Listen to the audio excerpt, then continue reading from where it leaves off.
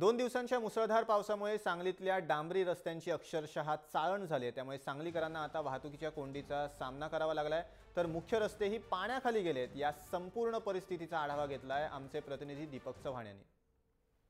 सांगलीतले मुख्य रस्ते खड्ड्यामध्ये गेलेले आहेत, त्यामुळे वाहतुकीवर त्याचा मोठा परिणाम झालेला आहे। अनेक ठिकाणी वाहतूक विस्कळीत झाल्याचे प्रकार सांगलीमध्ये घडत आहेत। सांगली महापालिकेच्या समोरचाच हा मुख्य रस्ता आहे, जो सांगली बस स्थानकाकडे जाणारा एकमेव मुख्य रस्ता आहे। आणि हा रस्ता, या रस्त्याची चाळण या ठिकाणी झालेली आहे, कारण ठिकठिकाणी पावसामुळे मोठ्या प्रमाणात खड्डे या रस्त्यांवर पडलेले आहेत। त्यामुळे सांगली ही खड्ड्यांची नगरी आहे का, असे एक चित्र या ठिकाणी निर्माण झालेलं आहे।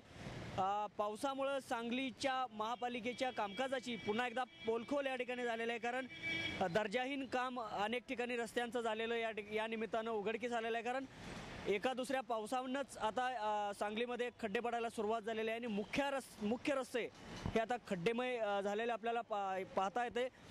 मोठ्या कसरती करून या ठिकाणी वाहनधारकांना आपली वाहनं या रस्त्यातून न्यावी लागतात, खड्ड्यातून न्यावी लागतात। आणि सांगली शहरातील बहुतांशी रस्त्यांची अवस्था ही अशीच झालेली आहे, चाळण म्हणता येईल। कारण असं एकही ठिकाण नाही, एकही रस्ता नाही की या रस्त्यावर खड्डे पडलेले नाहीत, असं एकही ठिकाण आपल्याला दिसून येणार नाही।